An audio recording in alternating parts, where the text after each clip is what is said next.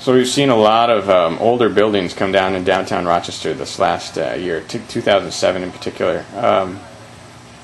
Does that concern you? You know, it does concern me because we've lost so many historic structures down here. We have so many more at risk. For someone like myself, I don't necessarily, I haven't always known what the buildings were. I knew I heard about the college apartments being torn down, but it wasn't until actually I saw what that building was that I realized the tragedy that associated with that. Development and redevelopment are going to happen. It's a very good thing that they do happen. That doesn't mean we have to completely eliminate our history either. A certain developer who will go unnamed here was famous for bulldozing a bunch of historic buildings after being told that they should not be bulldozed simply because the cost-benefit analysis was appropriate for him.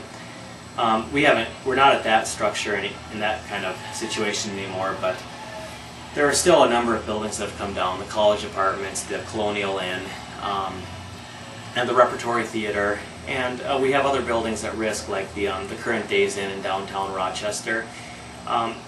So it really is a tragedy that we're getting rid of all these old buildings. There's also the store that's currently the Rice and Spice building, and that's slated for demolition as well, or at least that's the intent.